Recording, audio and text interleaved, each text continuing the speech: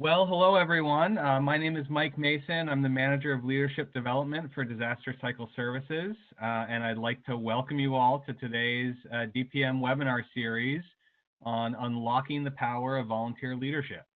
So first, I want to thank everyone for your patience for the repeated cancellations and delays that we had over the past few months as of course, so many of us were impacted by the recent disaster operations, and so many of our normally scheduled things were delayed and otherwise thrown off. So thank you for your patience with that. So this is the final of our scheduled sessions for the DPM webinar series. And of course, all of the topics that we've covered so far, and this one will be also, are posted to the Region and Chapter Program Leadership Toolkit on the Exchange. So if you or any of your colleagues missed any of the webinars, you can view them there. You can also, not only can you view the recorded version, but you can also download a copy of the PowerPoint decks that we've used for all of the webinars. Also, we'd still welcome any suggestions that you might have for future topics for if and when we look to hold another DPM webinar series, maybe next calendar or fiscal year. So that said, we have a great session scheduled for today, so let's get to it. So a couple of ground rules and introductions first. So you'll note that this WebEx is being recorded. Of course, that is so that we can post it onto the Exchange for those who miss it. We do ask you to please mute your line. You'll notice that everyone is automatically muted when they do join, but you do have the ability to unmute yourself, and we may do that if we have time at the end for some verbal questions. So I'd please ask you during the presentation portion to keep your line muted, as we do expect a large number of people on these. Likewise, please keep your webcam or your video turned off. So as far as questions are concerned, please use the chat window to ask your questions. You can type a question into the chat window at any time. However, we'll likely save most of the questions until the end, and then we'll try to address them all at the same time. So it's my pleasure to introduce our two co-facilitators for today, both from our Volunteer Services Department. Tricia Thompson is the Director of Doctrine and Training for Volunteer Services, and Flynn Jebb is the Regional Volunteer Services Officer for the Massachusetts region. So again, really excited to have them both on today. And with that, I'm going to pass it to Tricia. Great, thank you so much. So I first just want to start off by saying thank you. You know, I really feel that each of you have one of the most critical jobs here at Red Cross, and I know that the past few months have been challenging, to say the least. And so I just want to say thank you for all the work that you do and for your leadership serving in such a great organization. Flynn and I are grateful to be here with you today as really partners in our work of engaging volunteers and executing our mission. And I hope that, you know, what we share today can in some way be validating the work that you're probably already doing, maybe even inspire some new way of thinking or some new approach that you could take in your region or chapter. And I think most importantly, to serve as kind of a conversation starter with your peers and with your partners in volunteer services, and with your current volunteer leadership team, to really start to maybe think more creatively about the way we engage volunteer leaders. I would say that, you know, I came from outside of Red Cross. I've only been with Red Cross for gosh, not even 2 years. Prior to that, I came from Points of Light, and and then before that, I was with Goodwill Industries International. And I would say that, you know, in my work serving in nonprofits, you know, no one's cracked this nut. And so I would say that, you know, we'll share with you some ideas that we have, some things that I've seen and that the sector has seen work. But I think, you know, we're still working through this. So, so yeah, I would just challenge you guys to kind of take what we hear today and move that forward and have future conversations. And then again, come back and talk with us, talk with your volunteer services colleagues about what you're learning, what's working, so that we can, you know, hopefully move forward and improve together. So our learning objectives, or our agenda today, we'll cover learning objectives. We'll look at some research and, you know, maybe some key takeaways. We're going to look at a kind of a continuum of volunteer leadership. We're going to talk about tips for engaging volunteer leaders, maybe talk a little bit about overcoming some barriers, and do some reflection and hopefully answer some questions you may have. So learning objectives, we hope that you can make a case for volunteer leadership after today. If you can't do that already, as I mentioned, introduce a continuum of leadership, volunteer leadership, identify barriers and potential solutions to engaging volunteer leaders, and then identify strategies for engaging volunteer leaders. So we're going to start off with a quick poll. So Mike's going to bring up a poll. And our poll for today is, what do you see as the greatest benefit to engaging volunteer leaders in our work? So you have a few different options on your screen. First is to provide career paths for volunteers. The second, deepen relationship with the organization. The third is to better utilize volunteer skill sets. And last is increase capacity to meet mission. And if you have a benefit in mind that's not listed on the screen, would appreciate it if you typed it into the chat box as well. So Mike's going to let us know when he's going to close the poll.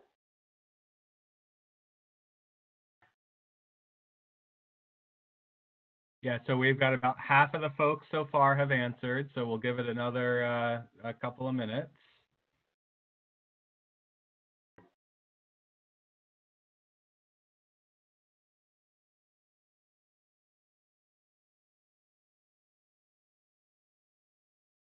So Tricia, we have a question. Can you define what you mean by volunteer leader? Oh, sure. So a volunteer leader, I think we would, I don't have like a specific definition in front of me, but I think generically what we're suggesting is any volunteer who is taking a leadership role within the organization. So it could be someone who's leading a project. It could be someone who's, you know, serving as a volunteer partner. But really, you know, this idea of, you know, serving in a role where they're making decisions, leading projects, and leading people.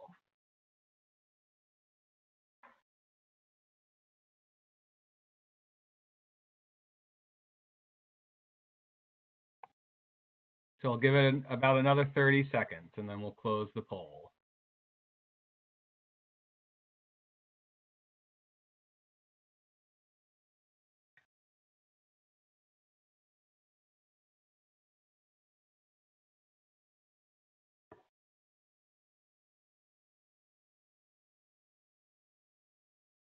Okay, thanks, folks. I'm going to close the poll, and you should be able to see the results in just a moment. Awesome.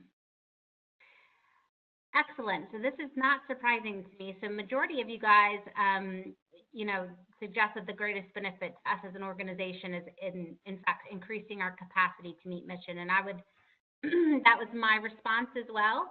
And I think somehow, let me see. Hold on one second.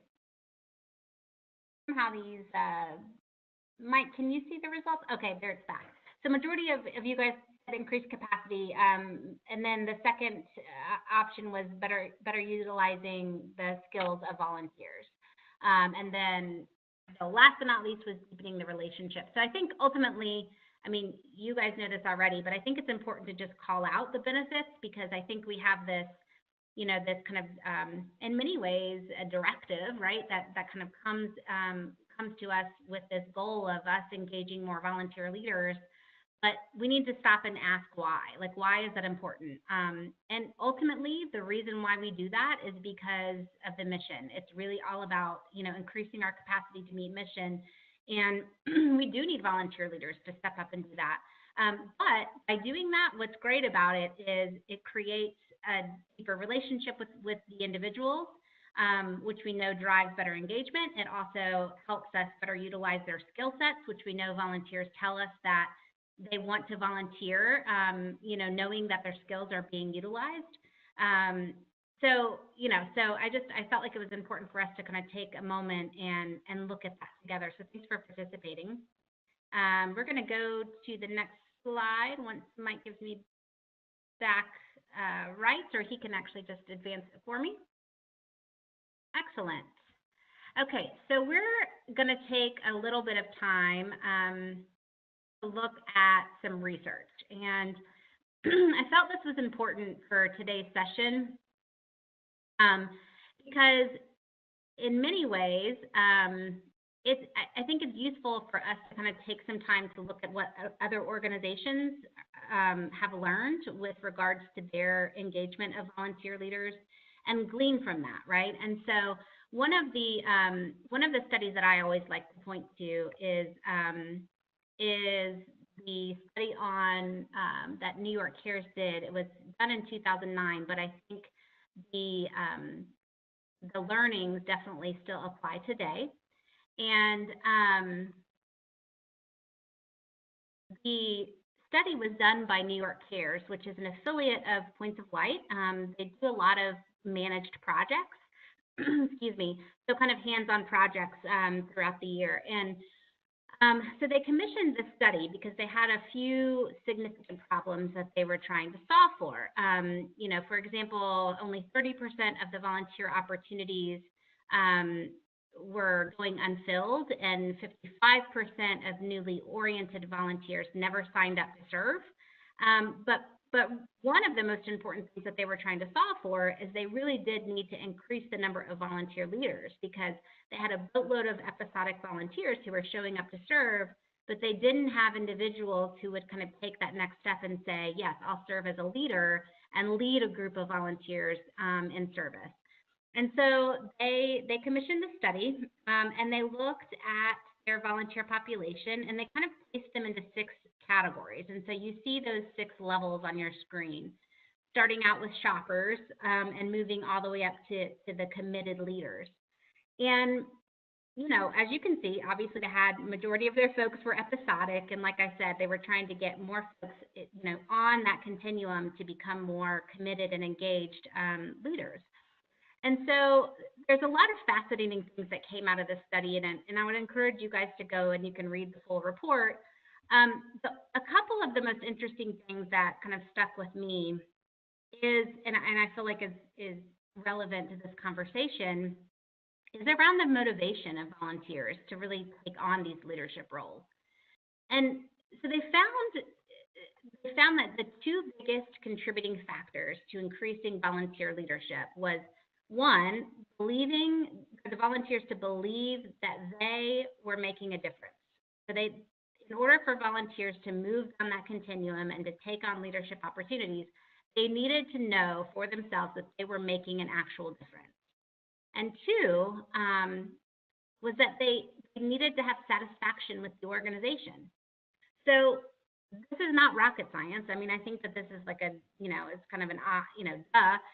But I bring this up because oftentimes I think we look at the big goal that we have of increasing volunteer leadership on our teams and ensuring that we have volunteers to fill, you know, our steady state TOs or our RDTOs, and our eyes kind of begin to glaze over, right? Because it feels like such a daunting task. But I'm starting here to remind us that there's some basic things that I think all of us can do to help with getting folks from, being those shoppers or episodic contributors, down to, or I should say up to, engaged volunteer leaders. And so let's talk about, what this means for us. So the first thing that we mentioned, that the first leading or most contributing factor was that volunteers needed to know that they made a difference, right? So what does that mean for us? Well, it means that we need to build impact communication into our work, right? So what does that look like, and how do we do that? Well, I think oftentimes we forget about this, but we need to stop and make sure that we're sharing the why with our volunteers, right? So why is it important that they complete a certain task or fill a certain role, or because in many ways I would suggest that the why is probably even more so important than the how or the what, because if folks don't understand the why, then they're not motivated to do the work, right? So I think we can begin with that. Is like really trying to integrate that communication into the way that we communicate with our volunteers, is taking time to share the why.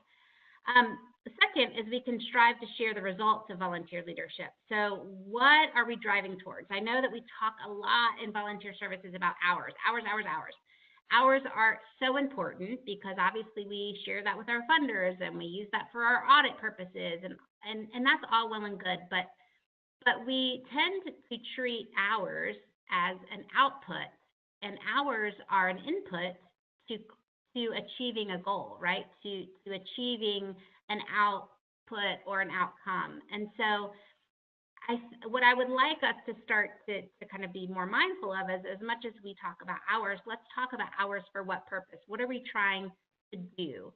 And we can share results of our volunteer work through statistics, but we can also do that through storytelling.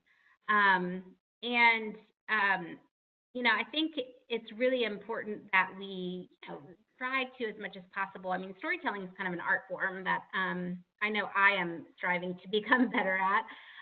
Thinking about using imagery and more emotional language in our communication, that really helps to kind of bring life to the mission of the organization, because that really drives the passion of individuals to really stay engaged with us and essentially take on new and different volunteer leadership roles. And what's interesting as a side note to this is that one of the other things that the New York CARE study highlighted was that they instituted kind of a series of communication strategies with their volunteers. So they kind of looked at each of those 6 buckets, and they had targeted communications that went to each of those groups to really focus on getting them to that next step. And one of the things that they found was that the volunteers, no matter which category they fell into, they were very responsive to storytelling. So I just challenge you to kind of think about how are you communicating impact in your work with volunteers and volunteer leaders, and what can you do to kind of help capture more stories as you move forward? And I don't know if that's kind of having your volunteers maybe capture stories on their phones and send them to you. I don't know what that looks like for you, but I just want to kind of challenge you to maybe think creatively about how you can better communicate impact. All right, so the second greatest factor I mentioned contributing to volunteers kind of taking on new leadership roles was their satisfaction with the organization. So what does this mean for us? Well, it means that the Net Promoter Score matters, right? You probably talk with your volunteer services peers, and you're probably like sick and tired of hearing about NPS scores, because I know they are. But it's interesting because, our Net Promoter Score it matters, but not only to volunteer services, it should matter to every department in the organization. So I'll quickly remind everybody, because I don't want to assume that everyone knows what the Net Promoter Score is, but you know, the NPS is really an industry-wide standard for measuring the willingness of individuals to recommend an organization. In our case, this would be Red Cross, to others. And so it's kind of used as a proxy for gauging individuals' overall satisfaction with an organization in connection with how they would recommend it to others. And so we use that NPS score to measure, you know, overall satisfaction with Red Cross, with our volunteers. And so, you know, if you think about it, I know for us in the volunteer services team at NHQ, we've been looking at our engaged scores and having discussions about how we as managers can improve those scores, right? So if we think about it, this is kind of the parallel for engage as employees, right? This is the kind of engaged scores for volunteers. And so while this is a metric for volunteer services, this really is a shared metric for all departments, right? And so just as a quick reminder, we get this information through our National Volunteer Satisfaction Survey. And starting in the beginning of the fiscal year, the survey is sent out quarterly to volunteers. So it's based on their anniversary month. So for example, if volunteers who have a volunteer anniversary in October, December would receive an invitation to complete the survey in December.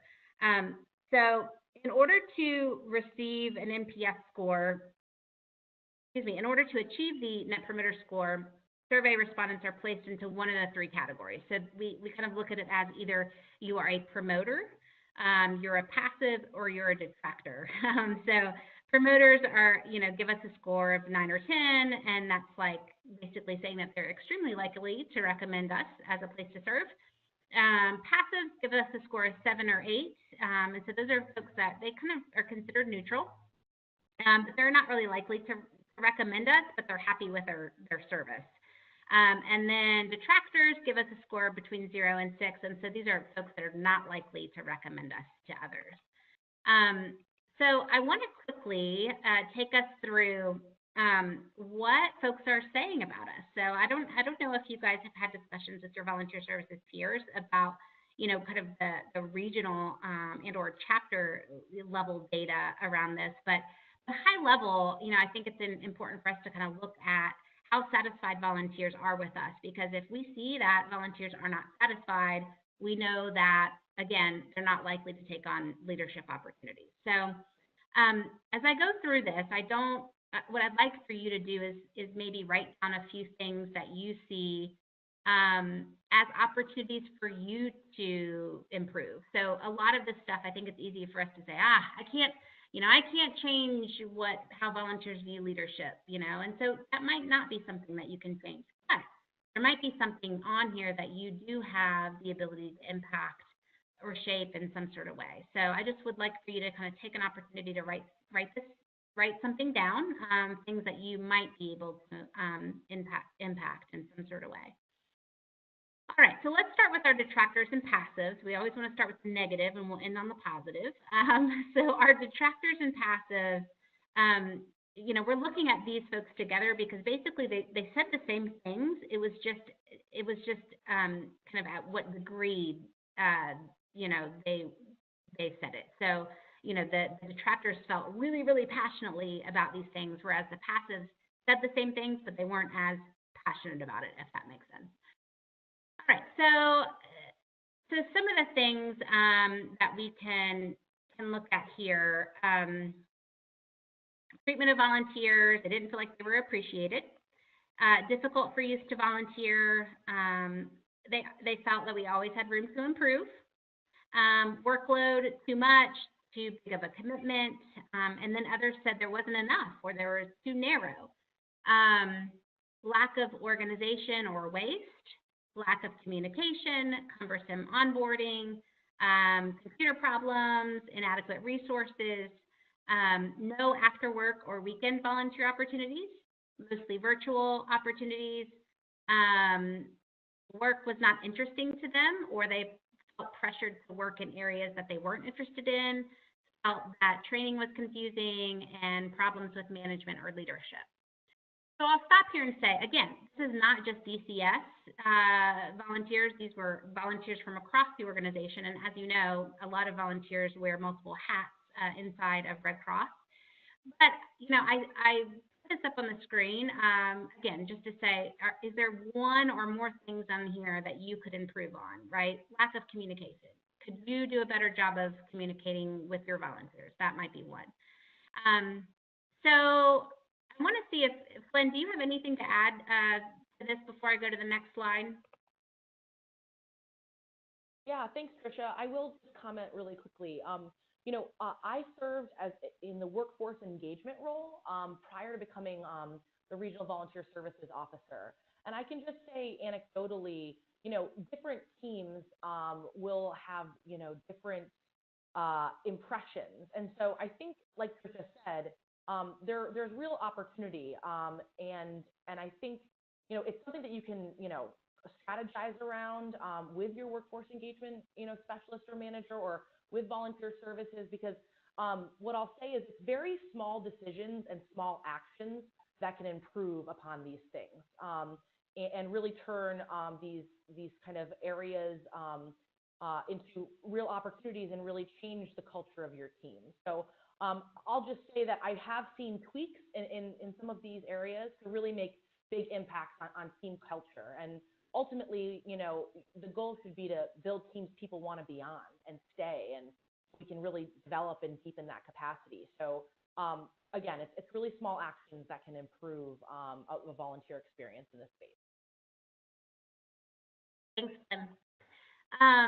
Great. So what's interesting is that, you know, a lot of the things that you saw on the detractor or passive list are also things that you see on the promoter list. So it is quite interesting. But, you know, the question here would be, how can you build on some of these things, right? So promoters they felt good about the opportunity to help others. They feel that it's fulfilling work, it's rewarding work. They feel that Red Cross is very welcoming. They love giving back to their community. You know, they're just filling a need, right? And they felt that the Red Cross, you know, had a great platform for volunteering, and that we had various opportunities to serve. That it's a great organization, that they were flexible.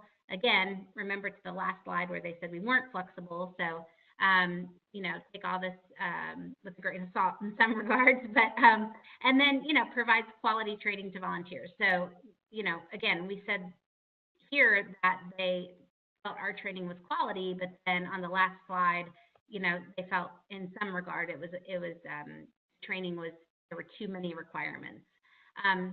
So, you know, I think one of the big messages I want to say here is every volunteer is different. And, you know, I think that there's some things that we can do to improve, but also this is really about making sure that volunteers are, you know, you're talking to them and treating them as individuals and checking in with them regularly to see how you can improve their experience. All right, so we've looked at a little bit of research, and what I wanted you to do was take away a couple of things from this previous segment, which is there are some basic things that we can all do to engage volunteer leaders. We can do a better job of communicating their impact, because we know that that is directly linked to their ability to take on leadership opportunities. And we can try to make sure that we're doing what we can to improve volunteer satisfaction with Red Cross, because we also know that satisfaction is linked to volunteers taking on leadership opportunities. So now we want to look at the continuum of volunteer leadership. So I want to quickly mention here that the framework that we're going to go through and the framework that you see on your screen was actually developed by Megan Rosick, and I hope that I did not butcher her last name, but she's the RDO for the Minnesota region. And in fact, I became aware of this. I was at a volunteer engagement summit back in July, and her and a colleague of hers presented this. And I thought, wow, this is, you know, I love this. And you know, what I loved about it was this framework is very much aligned with other kind of volunteer leadership continuums that I've seen in the sector. So, but I loved it because I feel like the idea behind this framework is that there's kind of a natural progression with leadership opportunities inside organizations. And this is not to say that a leader has to start from the bottom, and work their way up, right? But the idea is that leadership opportunities fits into at least one of these categories, I think. And often it's helpful for us to ask ourselves what type of leadership opportunity we're looking to fill. And do we have anyone that is currently serving in any of the other leadership capacities that we might want to invite to serve in a different role? So for me, this I felt was a really helpful continuum and kind of model to look at. So I want to just kind of briefly walk you through these each of these categories, and as I'm going through them, I think that Flynn is going to kind of chime in here and give a couple of maybe real life examples for individual volunteers that she's been aware of that might fit into kind of one or more of these roles. So first is the self-directed worker. So these are volunteers who they come to the organization with some natural leadership skills, and they thrive on autonomy, and they don't need a lot of direction to do their work. So I think all of us have hopefully experienced these folks, because I love these individuals. They're go-getters, they have an idea, and they really just need you to kind of help them, equip them with the right tools or resources or information in order for them to kind of own it and run with it, right? So examples of this could be maybe events volunteers, maybe a facilities handy person, a data guru. But one of the stories that Megan mentioned that I loved, and I guess if you're from the Minnesota region, you might know this individual. But there was a volunteer named Robin who was interested in the Pillowcase Project, and so which at the time was a brand new program, and he wanted to give the training to his kids and his classmates, or his kids' classmates at his school. And so the staff worked with him to get him trained and get him up to speed, and basically just gave him everything he needed, and he just ran with it. So, he needed minimal supervision. He did all of the legwork, reached out to the school, arranged the presentations, delivered the training. And this is an example of the organization, Red Cross, kind of investing in him and giving him the resources, but really seeing a huge return, right, on investment there. So that's kind of the idea of a self-directed volunteer. Flynn, I hope that you'll just kind of chime in here if you have examples to share as well. Yeah, I have an example of a volunteer here in Massachusetts, and what I think is interesting about this continuum is, much of what I see is people starting at this self-directed worker, and then kind of going to different sections on the continuum, depending on people's comfortability. So they might skip one level or the other, but I do see growth in a couple of the examples that I'm going to give.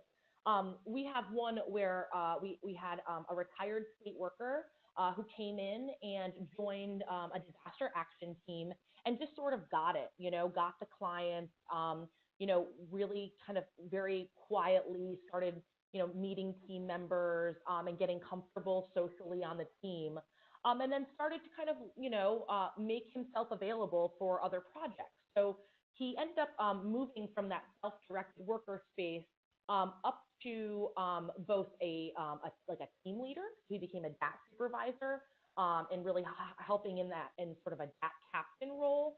But he also became a project leader with our regional facilities team. So worked with our mass care team and really sort of embraced that. And again, like the example that Tricia gave, we showed him how to use the exchange and some of the toolkits, and really dove in and learned and brought questions back to the paid staff who are responsible for completing that project. But it was really wonderful to watch and see him kind of move through, that continuum, but also have a diversity of experience. So he, with one paid staff member, he became like this project leader, whereas with another one, he became a team leader for that one. So really interesting how people can move through the continuum while being afforded different opportunities, maybe by different staff. As you well know, we all share a lot of volunteers, and I think that's a really important piece, is that sometimes the most effective people, a lot of people, want to ask them to do things. And so it's really interesting, because if I've just seen with this particular individual, the development, it improved both teams' sort of capacity, the culture of their teams, even though they were quote unquote sharing this volunteer leader. Awesome. Thanks, Flynn. So the next step in the continuum would be a supervisor or facilitator. And so this is pretty self-explanatory, but these are folks who lead others in either maybe a one-time capacity or for maybe ongoing tasks. So these are leaders that are working with others and are really good managers of people, I would say. So not every self-directed volunteer has skills or maybe even the passion to lead others, but many of them do. So if you do see those kind of self-directed workers, and you also see that they have potential in managing other people and they're good managers of people, you might want to kind of look at those folks and think about engaging them as more kind of supervisors or facilitators. I see that the supervisor and facilitator role is critical in terms of the filling of the steady state and the RDTOs. That's going to be a critical one to kind of build a pipeline for, or kind of look at your current pipeline. So the next natural step up is the project co-lead with another. So this is kind of an individual who's serving as a partner to a volunteer or a paid staff. And examples of volunteers that can co-plan maybe recognition events with staff or co-lead a specific project, whether that's serving in as a co-chair of a committee or maybe planning a project.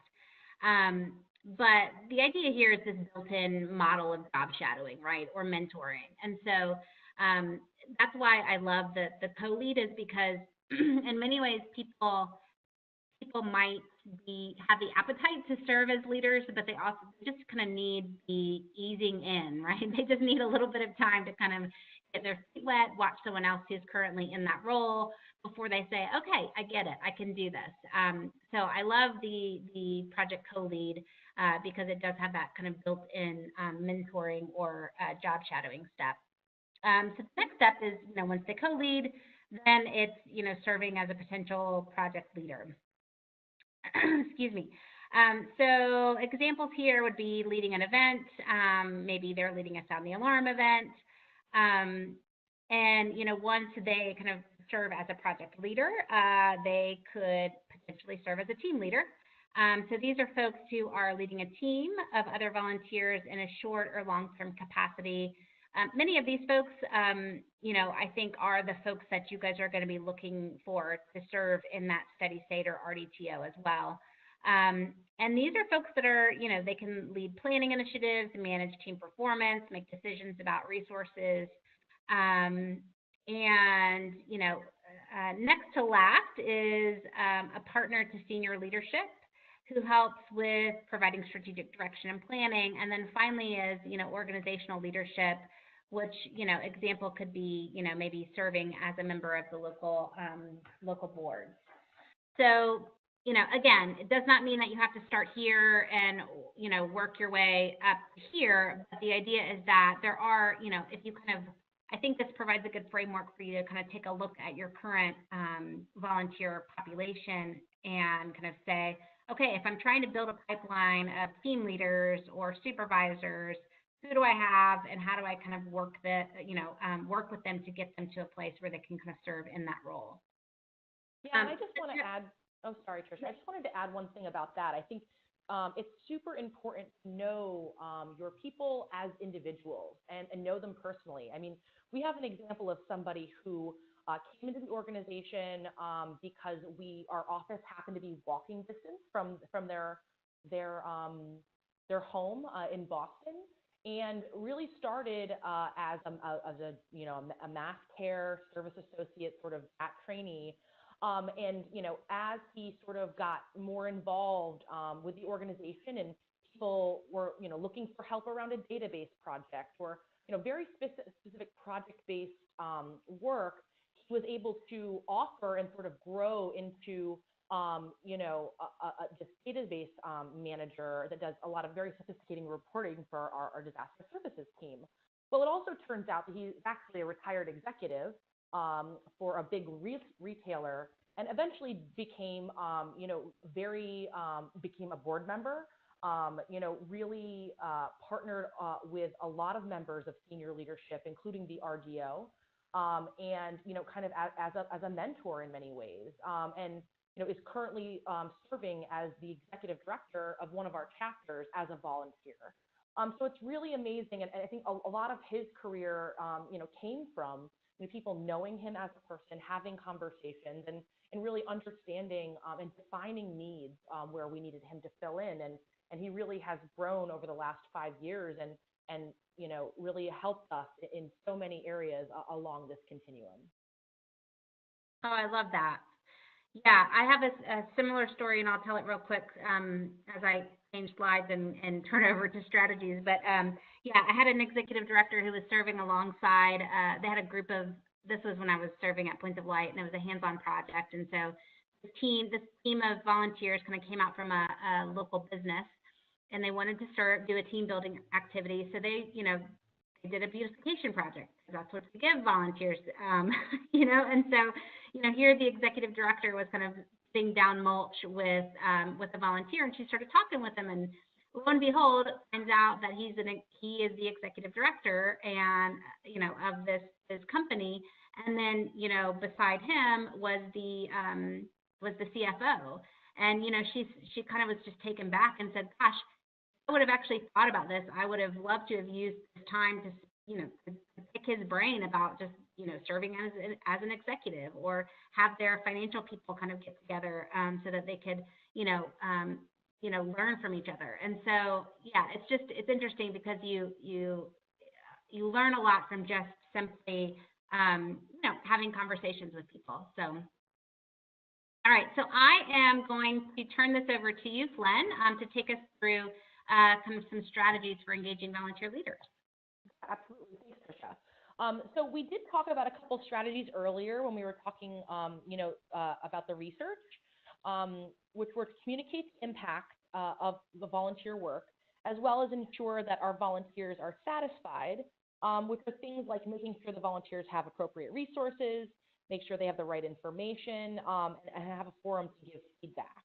But there are a couple more strategies I wanted to mention to you today, some of which were implemented by New York Cares over a 4-year period. So just so you're aware, the strategies with an asterisk beside it are the ones that New York Cares implemented and actually showed results from the research. So we're going to dig in a little bit. So the first is to schedule regular check-ins. This is to collect feedback and check in on volunteer satisfaction and ensure you're maintaining the relationship with volunteers. And again, I think this is incredibly important, and one that's important to me as I manage volunteers and really partner with volunteers in my current role as a volunteer services officer. Much of where the projects kind of get done or get identified for fixing are from just kind of regularly touching base with the volunteers that I work with. I'm really fortunate that the volunteers that support the Volunteer Services Department and partner with me in leading it are brilliant. And much of what we do in the department is really directed by their observations and by what they think needs the fixing. So this really comes from this regular, like making sure that you get in a pattern and people hear from you directly on a regular basis. The second is discussing career paths with volunteers. So I know that in the EVE toolkit, there's a career path job tool, which is a great tool to structure your conversation, and then can be a document that you refer back to during one-on-one conversations with current and or potential volunteer leads. So can you just give me a show of hands, see if any of you have already started having conversations around career paths? You can just raise your virtual hand. So I think this is an important one to note. And maybe not yet, but I encourage you to kind of look into that, because when you start finding and identifying the spaces that need to be filled, right, like through the tables of organization, really identifying people as individuals and seeing how you can help them define the projects within the TOs and really pitch that project. You're doing a little bit of like internal recruitment with your teams. And part of that is this career path piece is, if you can understand where someone wants to go, if maybe they're interested in taking on a project but not becoming a full lead, that might help you understand how to best, just know who's in your pipeline and what else you need to add to that pipeline to get the work done that you need to get done with your team. The third one, which obviously is a no-brainer, is that communicate piece. So I know while we spoke about communicating impact, we also need to make sure that we're keeping potential and volunteers, leaders in the loop. So especially if they're not in the office every day.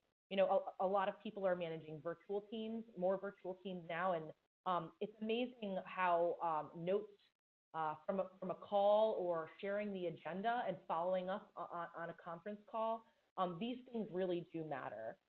So just share as much as with them as you would with any employee at that level. So include people on an employee email list, invite them to your staff meetings, strategize and problem solve, and also monitor the work that's being done. Making sure that they understand organizational goals. So really, for me, a conversation that I've had in the last year is, Vision 2020, and really needing to communicate that, to my paid team, but also to the volunteers, so they can understand that why behind we're trying, why we're making decisions or prioritizing projects. Number 4 is establishing their authority. And I think for me, this is another key, although there's no asterisk beside it as being proven. But, explaining the volunteer's role to other employees and volunteers is critical. If people don't see the volunteer as a leader, they can't be effective. You need to support, that position that they hold. So, finding opportunities to show others that you're trusting this person with key responsibilities will help them and kind of establish their credibility. Another small thing would be, making sure that someone has an email, a redcross.org email address, or business cards if they're doing a lot of work in the community. Just again, that external piece, over 90% of our workforce is volunteer, and if they would have a Red Cross email or business card for the role that they're playing, make sure that they do have those tools to complete their work. The next one is building a pipeline and plan for future leaders. So, through your conversations with current volunteers discussing career paths and satisfaction, you can also build out groups of individuals whom you can target to take their next step in their leadership path, together. So, kind of like a cohort or a class of. I've seen this be a very effective strategy in certain chapters here in Massachusetts, where they try to build leaders together instead of individuals. So I'm curious if there's anyone who'd be willing to share ways that they're building a pipeline for volunteer leaders, through mentoring projects or anything, cohort training. Is there anyone who'd be willing to raise their hand and talk a little bit about that if they're doing that with their work? Yeah, if you can raise your virtual hand, then Mike will unmute you.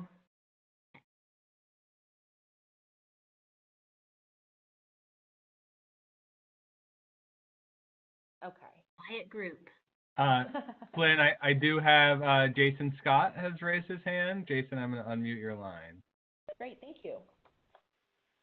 Hey, good afternoon, everyone. So I'm a disaster program manager in Northwest Arkansas, and one of the things that we have that a lot of other areas don't is we have a leadership committee.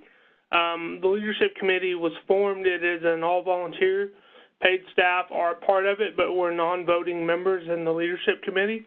It's made up of my team leaders that serve in the geographical areas, as well as functional leaders who serve in specific areas such as health services, mental health, those kind of areas. And they serve as a committee where we can problem solve, we can troubleshoot, and then also kind of as an advisory to myself in my role. We've had the committee going for several years now.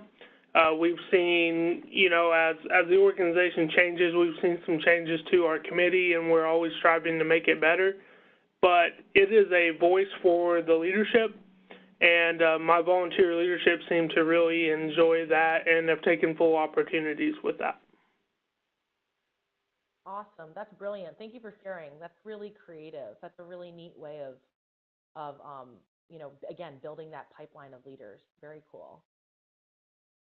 Awesome. So okay, I'll keep moving through this. I know we only have a few more minutes, and I want to make sure that we're ending on time. But other pieces that are no-brainers are recognition, right? Celebrating accomplishment. And again, I would encourage you to celebrate small successes, small thank yous. A lot of small thank yous over time really help establish a personal relationship and make asks a lot easier. This has been a strategy that, you know, I use personally, is just really trying to be thankful and you know, thoughtfully appreciating the work that folks are doing. And for me, it's the returns on that investment have been exponential. So really just thinking about how you recognize your team, I think that's important. The next one is, which I also think is another thing that's not only proven in the study, but I've seen as a real thing, is creating, you know, networking and social opportunities. You know, volunteers, you know, want to meet other people. There's a big relationship component, right?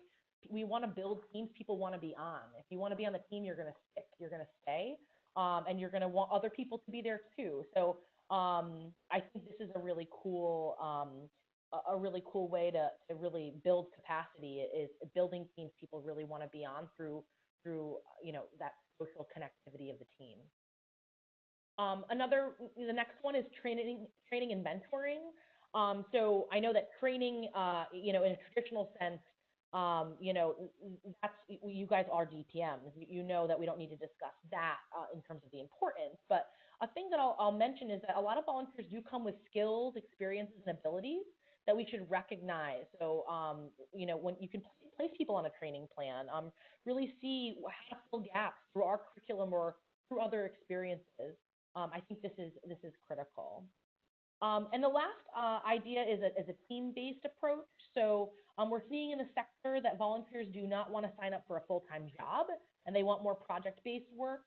And one way around this is to build out a team of volunteer leaders to fill the same role, so that one position is not placed solely on one person. And I mean, again, I think, you know, defining what you need on your team and then understanding how you can, it's like a jigsaw puzzle, right? Like carve it up and really find the people with the best skills to you know, knock that part of the project or the position out of the park. I've seen this be very effective in being able to engage some really high-level professional volunteers that might not be able to work, you know, full time, but they might be able to be incredibly effective at a portion of a leadership role. So next slide, I think Mike is going to open back up our last poll, which is the greatest barrier to engaging volunteer leaders. So we'll just give this 1 minute, like 60 seconds, and see what you guys think that the greatest barrier to engaging volunteer leaders is. It's that they don't always have the time to invest in training. There's a lack of support from other team members. You know, fear of losing control of the work, the inconsistency of volunteer scheduling, or accountability for the project.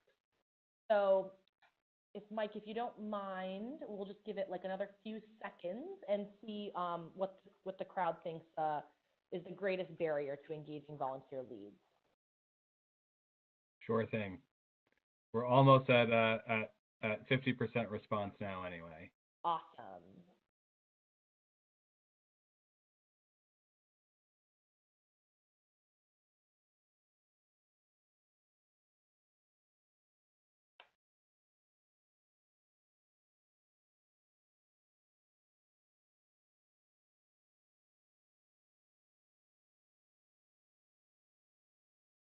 And I think the thing that's interesting about this one is, you know, the barriers for some, you know, types of teams or chapters might be different than others. You know, this is a variable, you know, answer. I definitely see a lot of these depending on a lot of different circumstances across the region, and depending on the type of manager that you are.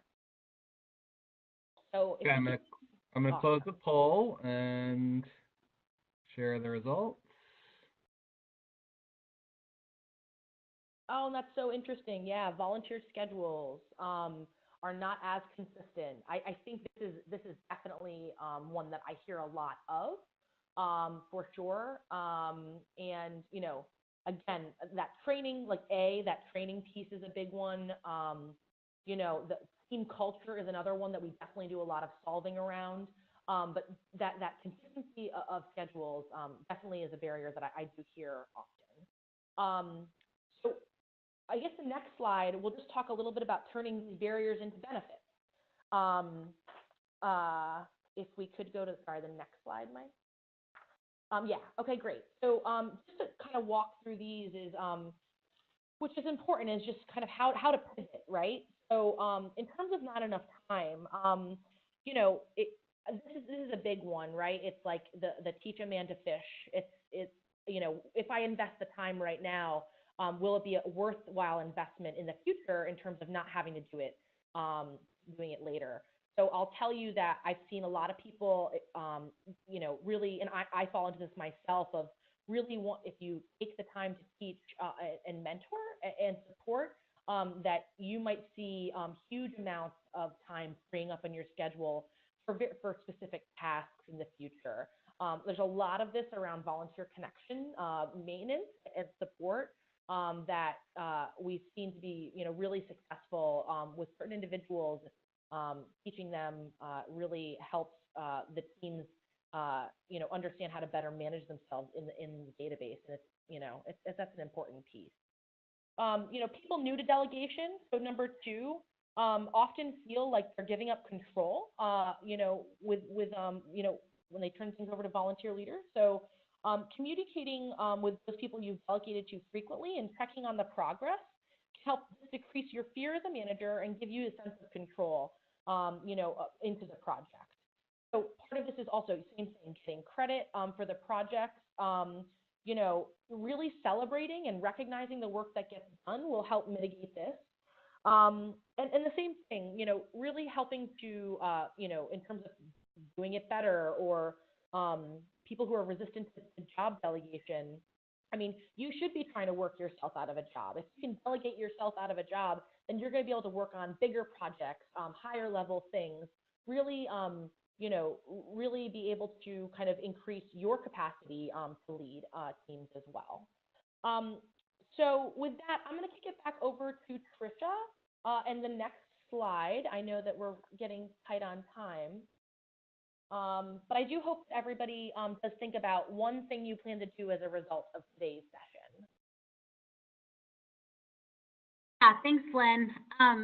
Yeah, the more and more you were talking, Glenn, the more I was just recognizing, we were meeting with the DPSs this week, and we were looking at a lot of the trends in the volunteer sector and kind of what impacts those trends have on our work and how we might need to start doing our work differently. And again, we kept coming back to this place of, you know, as you mentioned earlier, volunteers don't want to sign up for a full-time job, and yet our structure right now really relies on, you know, the volunteer leadership positions. And so I just want to kind of, as one key takeaway, the team-based approach I feel like is going to be critical in our potential success, right? Is I feel like if we have individuals who might be more so willing to sign up for a leadership position, if they know that there's two other people that have their backs, if they can't be there on a certain day or whatever, you know what I mean? Like they can kind of share that leadership role. And, you know, again, I think that there's a lot of regions that are doing this and doing it well. And I'm hoping that we can, you know, over the next months, we can take time to really document that, codify it, and share that with the field, because I think there are some regions that are doing this really well and it's really working for them. So yeah, so I just wanted to mention that. But my question for you guys is if you can just take 1 second to write down what you plan to do as a result of today's session. Maybe it is to look at more team-based approaches. Maybe it's to, you know, do one thing differently to improve satisfaction. Maybe it's to better communicate impact to volunteers. Just take a minute to write that down. And as you're doing that, I wanted to mention a few resources. So we've got the DPM Volunteer Supervisor track, which is you can sign up through EDGE for that. Encourage your volunteer leaders to actually take part in that. We've had really great participation and really great satisfaction with those.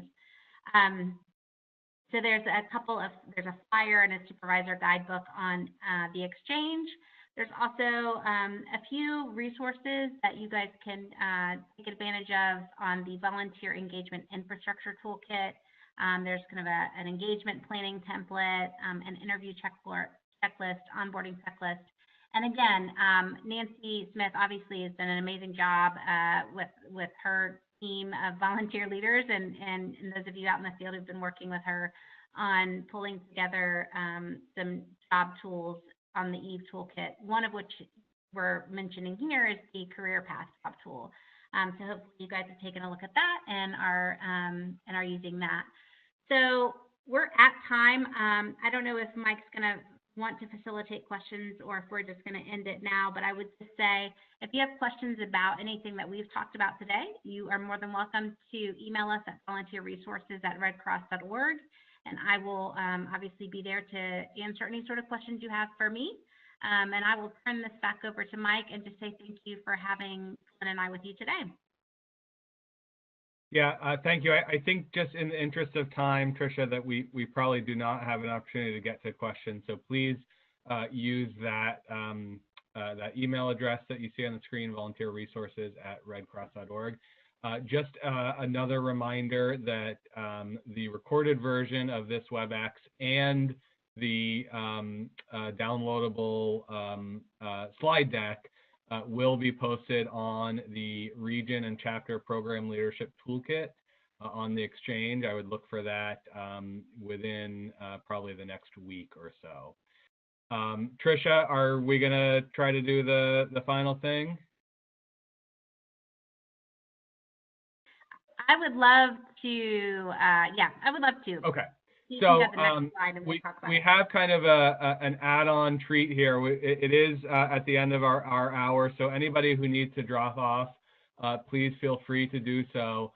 But we are going to share with you a short, it's a 3-minute video. If you do have the time to join us for this, we're going to play it in the multimedia window of WebEx. That may or may not work for some folks. If it does not work for you, or if you have to drop off, the web address of this video is on your screen right now. It is a YouTube clip. Like I said, it is 3 minutes long. So if you can't stay, or if you're unable to view it or hear it when we play it now, then please navigate to it on your own time. So that said, I am going to share it right now. Thank you, Mike. And thank you, and thanks for the reminder, Tricia. At the completion of the video, the WebEx will close. So let me take this opportunity to thank not only our participants for your time today, but very much thanks to Flynn and Tricia for co-presenting today and for all of the knowledge and expertise that you brought with you. So thank you so much, and here goes the video.